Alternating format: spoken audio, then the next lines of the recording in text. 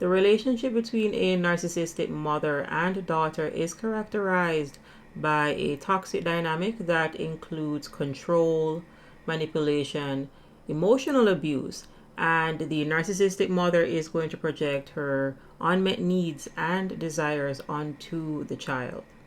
It is a common misconception that all mothers love their children. Narcissistic mothers love no one, and that includes their children. Narcissistic mothers are master manipulators who will try to take over your life because they're actually trying to live vicariously through you. In today's video, we're going to delve into 5 key aspects of the narc mother and daughter relationship. But before I get to that, I want to preface today's lesson by stating that if you had a narcissistic parent, if you had a narcissistic mother, you had an emotionally immature mother.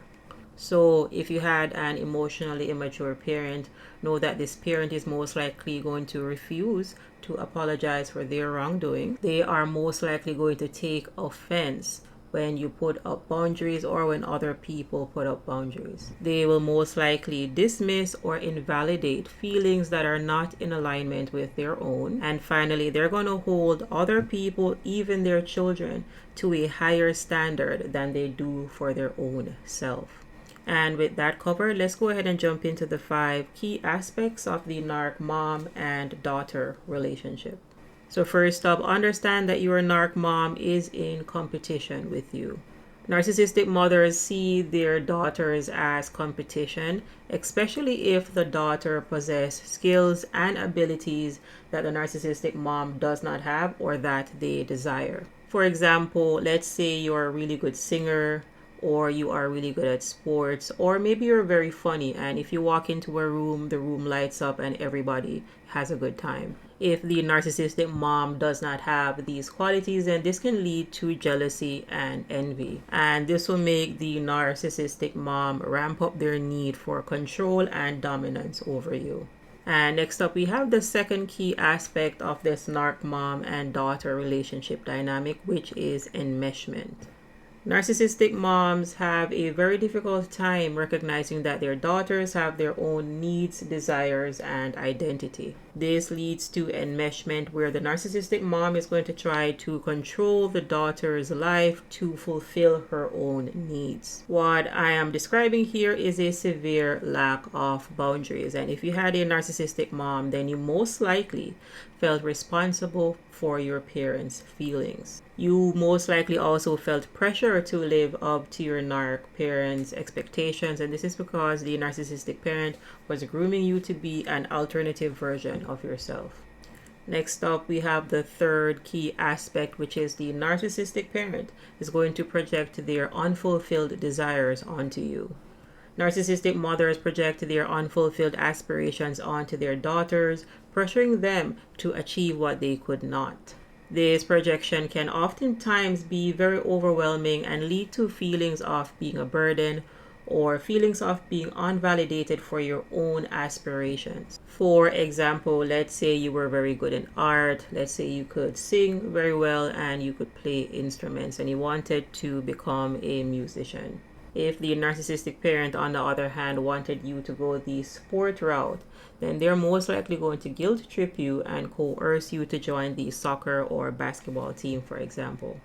All of this boils back again to the narcissistic parent's lack of boundaries and high enmeshment. This means then that the narcissistic parent is going to invade your privacy and disregard your emotions. And the fourth aspect of this narc mom and daughter relationship dynamic is emotional manipulation. When we are talking about pathological narcissists, it is important to understand that at an emotional level, you are dealing with people that are based in shame and they are unable to move past their pride. When I say that pathological narcissists are rooted in shame, understand that what we're talking about here is pathologically low self-esteem. People with this level of low self-esteem oftentimes are looking to control other people so that they can feel better about themselves. So while you may be expecting agreeableness, empathy, and consideration, it is important to understand that that does not exist, because those terms that I just discussed are positive and you're dealing with someone that is stuck in the negative. So when we are talking about narcissistic mothers, then narcissistic mothers are skilled manipulators that oftentimes guilt trip and use emotional blackmail to get their daughters to do what they want. They will oftentimes play the victim, and this is to get your sympathy, and they will use your emotions against you. Again, this is emotional manipulation. And finally, we have the fifth key aspect, which is conditional love. Love from a narcissistic parent is conditional because they'll only show you love and kind regard when you meet their needs. This normally leads to an ongoing quest for validation, which is why oftentimes daughters in these toxic family dynamics end up people pleasers or with what we call codependency. I'll actually leave you with one more aspect of this relationship dynamic. So aspect number 6 of dealing with a narcissistic parent is parentification, or a role reversal.